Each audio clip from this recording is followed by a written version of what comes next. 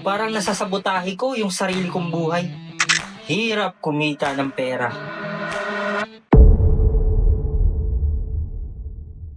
Uy, paring Steph! Kamusta? Napasyal ka dito sa mall. So, sino nagbabantay ng shop nyo, yung Golden State Construction Supplies? Iniwan ko muna kay Mrs. Pre. Nai-stress ako. Ang hirap kumita ng pera. Oh, bakit mo naman nasabi yan, Pre? Di ba malakas kita ng negosyo nyo? Ewan ko, Pre. Parang tuwing lagi na lang na pag malapit na ako maging successful, parang nakakagawa ako ng mga bagay na magpapagbagsak ng negosyo ko. Alam mo yun? Parang nasasabotahe ko yung sarili kong buhay. Mahirap lolo ko, mahirap magulang ko, pati ako mahirap. Hirap kumita ng pera. Parang may limiting belief ka sa pera. Kasi ang pera, hindi yan tungkol sa swerte umalas.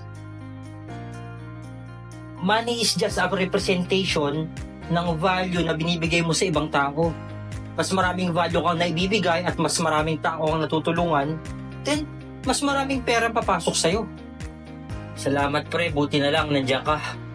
Okay, Pre, tip ko lang sa'yo, learn about the 3 M's of money. Making money, managing money, and multiplying money.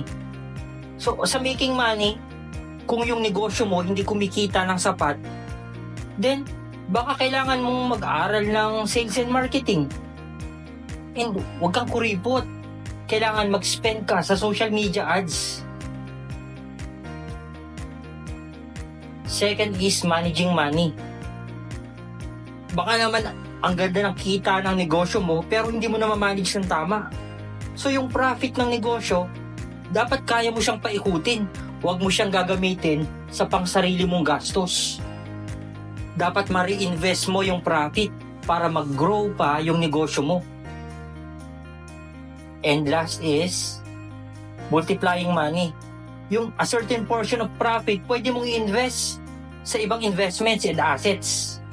Like, mag-invest ka sa real estate para maraming streams of income ang pumapasok sa pamilya mo.